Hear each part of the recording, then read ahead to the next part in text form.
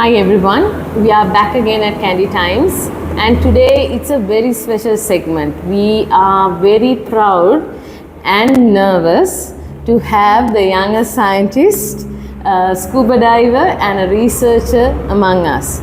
I'm pretty sure some of you all haven't heard of her, but we were privileged to know Alosha Samaraarachchi through another program that we did, and we have got to know her, and she's here with us.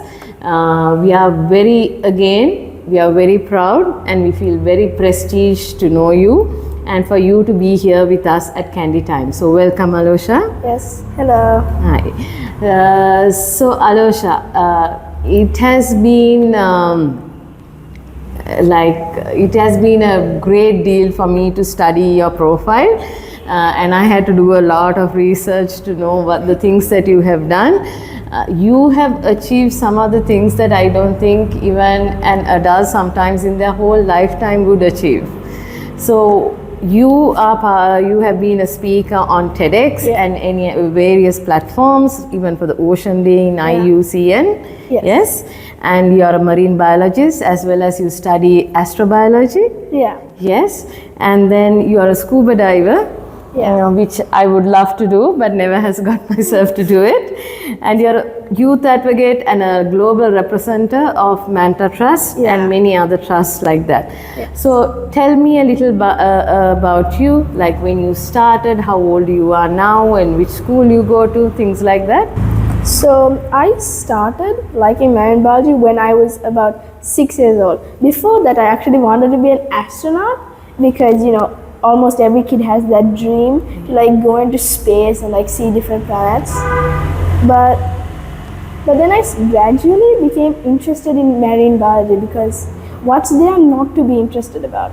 It's just so fascinating to see how these creatures, how they move, how they act, and how they behave. And so I got interested, and so I had my channel when I was that small. So first it just became all about biology and like everything, but then slowly it just started to become only about marine biology. It just shifted into that. And so the main reason I turned into marine biology because it was just interesting. So now I am going to be 14 years old next Friday. And so I can't believe how far I've come from that small girl that I used to be, that just, Yeah, totally understood. And it's amazing. You astound me because at 6 years old, I was just playing with stones and stuff like that. And you said you were doing a channel. What is this channel about? So this channel, it's called My Kids Lab. And I made it when I was really small, like I mentioned earlier. And it mainly, like I said again also, it mainly has about marine biology and like creatures and like places I've been, like my first dive, and interviews with other scientists, which I do a lot. And it is quite interesting to learn about their experiences and what they study about. And also, like I said earlier, when I was small, I used to just talk about the things in biology that you might learn in like grade 9 now, about like how the cell works, the mitochondria, plant cells, like that. So that's basically my channel, and I mainly have that channel to advocate to different people. And I also have a podcast which is in both English and Sinhala. So the Sinhala one is to reach out to the local people because most of them don't know English. And so basically it's just to advocate for what's happening and how to love and appreciate the ocean. So that's basically what my channel and my podcast is about. Right. You said you started diving at a very young age. When was this? Well, it wasn't that long ago. It was like 3 years ago. And it was very exciting to go on my first dive. So it was like the most memorable experience I had with the ocean. So first we started off with getting an introduction to all of the tools and what we're going to use, the oxygen tanks and everything. So that was also, but it was a little hard for me to memorize most of these. So then we went to the shallow part to like test how we're going to dive. And so yes, and then finally we went to go to a little bit like a deep end, about 6 meters depth, and so we had to go back. We had to fall backwards, and it was kind of scary but like fun at the same time. Me and my brother had to do it together. So my brother went first, and then I went because I was a little nervous as seeing it was my first dive. But then it was so beautiful, even though there wasn't that much to see. It was like so amazing just to be fully submerged under the water without the noises of the cars and the birds coming towards your ears, and it was just a lovely experience, and I can still remember it. So, and when our oxygen tanks were getting low, I didn't want to get out, and I kept diving down, but since it was quite light, I kept floating back up to the surface. Listening to you now, I feel I was with you diving, because it seems very interesting, and now I have a ambition to do it as well. So how like if I say like you have done a lot of studies like marine biology, astrobiology. Where did you find the resources to do these things? Yeah, so basically most of it was from the internet, of course, because it has like everything in the world. And so when I was like scrolling to LinkedIn, there was all of these different universities, and I was like, I wonder if they have some courses that I can do. That was not the exact thought, but like that was what I was thinking at the moment. So yeah, I gradually found all of these resources and these links by just going to one course. And there's, in like a YouTube video, there's like other different links to watch, and it was like that. So yeah, I gradually became more and more exposed by just doing a couple of them. So you get a lot of recommendations once you complete one, yes? Yeah. So what are the resources? Like now we hear a lot of adults telling you have to read books, you have to study hard. What are the main resources you found useful for this kind of study? So mainly the most useful things are the internet and books, so I love reading. So I have a whole shelf of encyclopedias and storybooks. So books are like a great way to keep your information grounded and close to you when you like need it, like a pocket field guide. So, but the internet is like more easier to access, and you don't have to go to a bookshop. So I'm not telling you to not invest in books or the internet. I'm just telling you what's more useful. Yes. So both of them are also useful. They just have their own conveniences. Like when you have a power cut and you want to read something or like find something out, you can grab an encyclopedia and you can just search. And it's just fun to just search through a rainy day and read a book. You get what that feels. It's just very cozy. Yes. And the internet, you can like get connections to people. Like because of the internet, I reached out to some people and got interviews with them, such scientists like Vanessa Rizzi and Tasha DeVos. So yeah, so these are like the most important tools. And another important thing is like connecting with people. You can get more information from them that you can't find, like experiences, for example. So they can tell you if you do this and this, like this won't happen. They can like explain and describe what's going on like you're actually there. I guess you can do that by like envisioning it, reading and just watching videos. But it's interesting to hear how another person perceives it and experiences it. Exactly. You were saying that you reached out to people like Asha DeVos, like everybody knows in Sri Lanka. Yeah. So was it easy to reach out to them? Were they like Were people forthcoming? Were they helpful? Or did you have to find it difficult to reach out to them? How was it? So it was difficult to get in reach with these people because they have like so many contacts and they're so busy all the time, volunteering for these things, going on lectures and teaching other people, whatsoever. And so it was a little hard to get in contact with Asha Divorce because she has such a busy schedule, but we managed to do it. Unfortunately, I wasn't able to record the interview. So it was So it's both ways, Yeah. yes? It's like it's difficult and then Yeah. sometimes it's easy as well, Yeah. but if you keep you gotta continuing keep to persisting, yes. and yeah. Have you reached international people as well, like Yes. researchers and things like that? Yeah. Yes, and it's the same process that Yeah, you it's had the to same go process. through. Yes, and then like I said, you are a speaker on TEDx and Yeah. you have been a speaker on Ocean Day and things like that. Yes.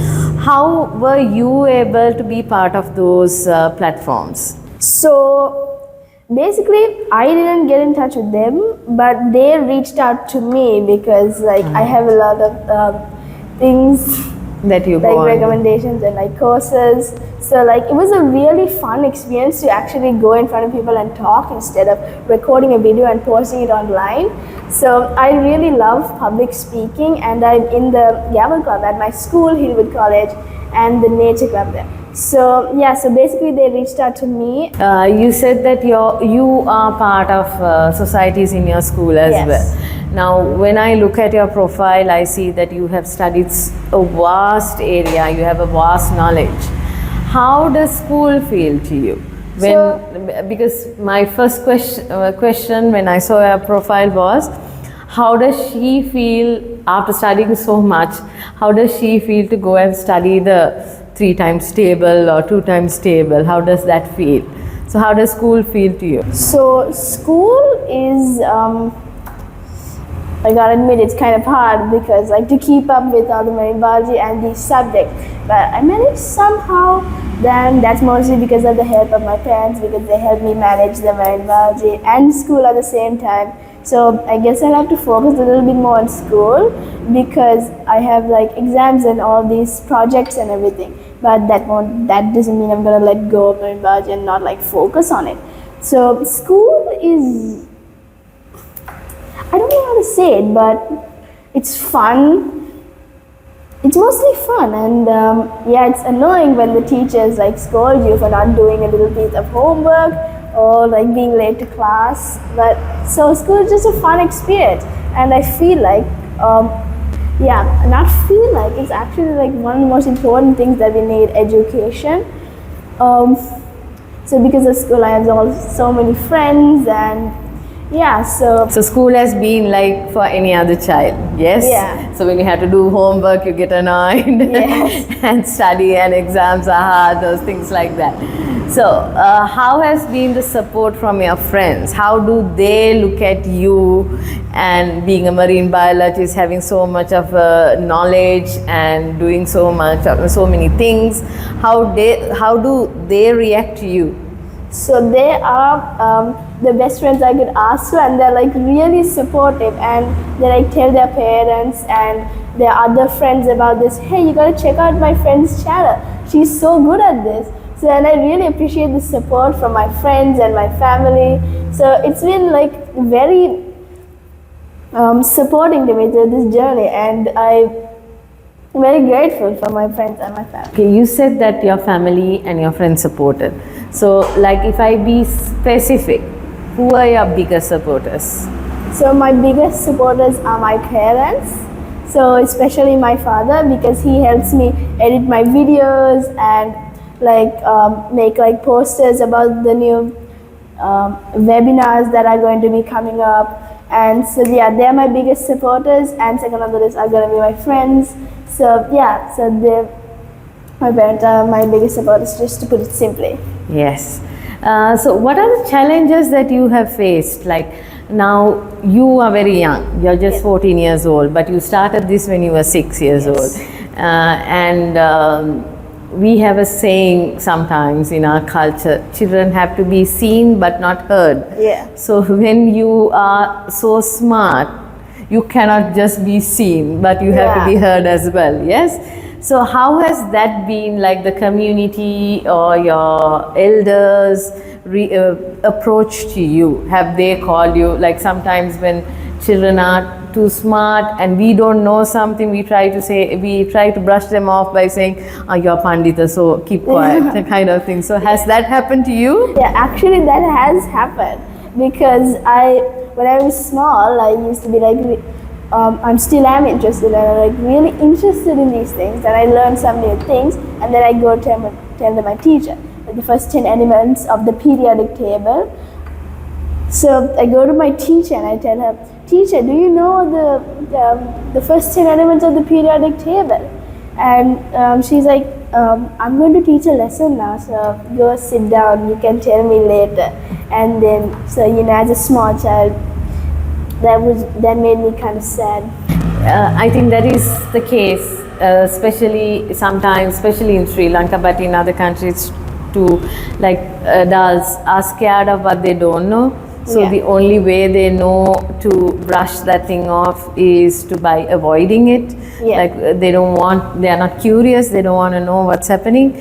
So how have you been able to overcome that? Like you yourself said that you felt sad when that happened, and in another instant that would have made a child to give up, but you haven't given up. So what did you do to not give up and to move forward? So I never even thought about giving up, because why would like a comment of just one teacher influence what I'm going to do in the future? Why would that influence me? So I just kept going forward because of the passion I have for this subject, and because I love this subject, because I won't do anything to just put that subject down and replace it with something new. So basically it's just passion that keeps me going. So Alosha, I think you are giving a very strong message. Love what you do. Yes. So I think a lot of the successful people in this world, that is what they say. Love what you do, and then you do a lot of work. So Alosha, lastly I would like to ask you, before that I would like to say that we would like to continue this conversation and have you come on board with us to talk about different subjects and give awareness as well. So what do you want to do when you grow up? It might be obvious, but obviously become a marine biologist. So it's been one of my dreams since childhood, since 6 years old, when I got into this marine biology, to like get a PhD and to be able to like go to different schools and universities to tell these kids about how to like protect the ocean, how to care just a little bit more, how to like preserve it for like the generations. So that's what I want to do. I want to help us overcome this huge crisis that's going on with our earth and our oceans today. Exactly. So Alosha, the other thing I wanted to ask you was, like, why would you be a marine biologist? What can you do for, now you brought it out as huge crisis. So what is the benefit of you studying or you being a marine biologist, the benefit for the country? Because our country is surrounded by the ocean, we are an island. So how can you support? So we will get some things clear first. So Sri Lanka is the 4th country to release the most plastic into the ocean, which is such a shocking fact. I couldn't even believe it when I first heard of it.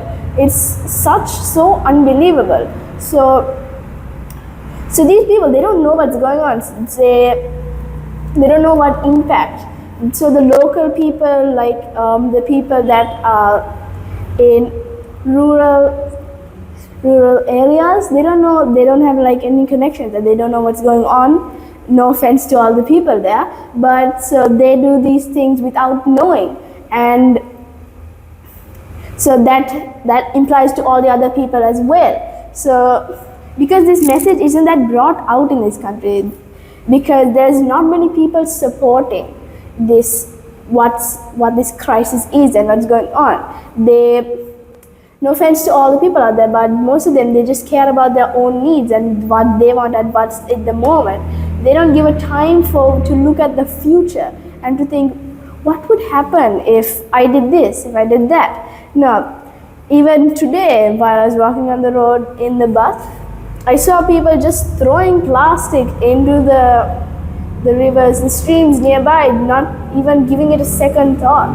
And these people, they just don't know what's going on. So being a young person, it helps to like influence other people, even though they might not listen to you at times. You just have to keep trying until they actually do. And so that's what I'm trying to do. I'm trying to spread awareness. So to like, even though one person doesn't listen, even though majority of people doesn't listen to me, there might be at least one person, and I have to think about and just keep going forward, because there might be more people who want to listen, who want to care, who don't know what's going on.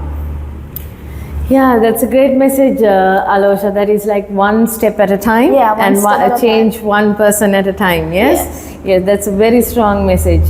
And I'm pretty sure what you're trying to say is that by throwing garbage, it's not only harming the animals, but it will eventually harm us as well. Yes. Yeah. So we don't think about the bigger picture. We think about that moment, and we just throw it, and then that's the end of it. Yes.